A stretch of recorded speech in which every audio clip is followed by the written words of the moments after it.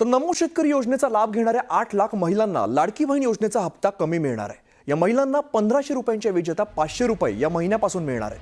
यावरून संजय राऊत यांनी सरकारवरती जोरदार निशाणा साधलाय।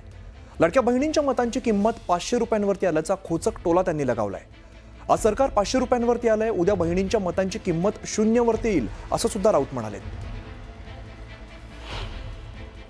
ज्या लाडका बहिणींकडून 1500 रुपयांच्या बदल्यात मतं विकत घेतली तर त्या मतांची किंमत आता 500 वरती आलेली आहे, उद्या ती 0 वरती येईल।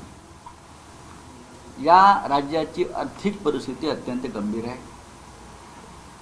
कर्मचाऱ्यांचे पगार द्यायलाही पैसे नाहीत। देवेंद्र फडणवीस यांनी किती मोठ्या वल्गना कराव्यात, आवाणावा, पण हे राज्य चालवणं आर्थिकदृष्ट्या आता सोपं राहिलेलं नाही।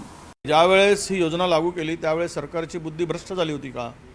सरकारची बुद्धीला लकवा मारला होता का? या 8 लाख महिलांना 1,500 ऐवजी 500 रुपये देत असताना यांच्या दूरदृष्टीची कीव यावी लागते, यांच्या विचाराची कीव करावीशी वाटते। मतासाठी त्यावेळेस सरसकट निर्णय घेतले, मतं घेतली, आणि आता मात्र यांची या योजना गुंडाळण्यासाठी किंवा तिजोरीवरचा ताण कमी करण्यासाठी अशा प्रकारच्या क्लुप्त्या लढवणं हे निंदनीय आहे असं मी मानतो। दरम्यान नाना पटोलेंनी सुद्धा महिलांना 1500च्या ऐवजी 500 रुपये मिळणार यावरून सरकारवरती निशाणा साधलाय। लक्षात असेल की या योजनेच्या बद्दलचा जे काही मत आम्ही त्या काळात मांडलेलं होतं की लाडक्या बहिणीला आमिष दाखवून तिचे मतं घेण्याचा या सरकारचा प्रयत्न आहे, ती गोष्ट आता सत्य निघालेली आहे।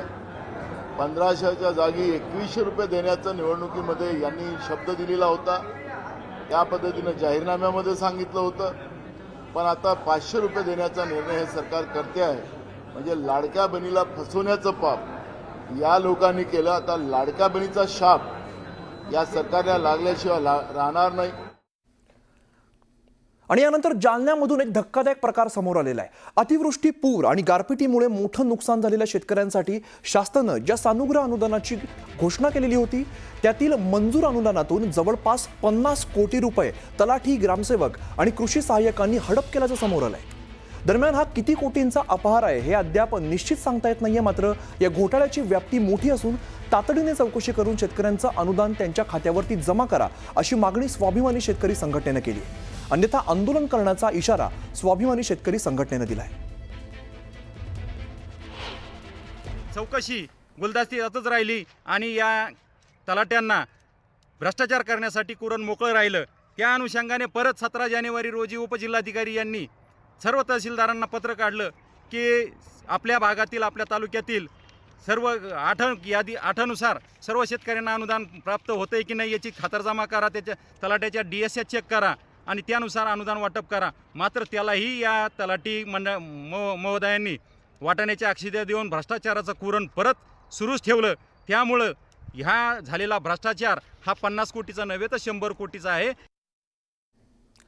तर इकडे शेतकऱ्यांच्या भूसंपादनाचा मोबदला देण्यासंदर्भातल्या नियमामध्ये बदल करण्यात येणार आहे। भूसंपादनाच्या मोबदल्यावरील व्याजाची रक्कम 15% ऐवजी आता 9%नेच शेतकऱ्यांना देण्यात येणार आहे। राज्य मंत्रिमंडळाच्या बैठकीमध्ये या संदर्भातला निर्णय घेण्यात आलाय।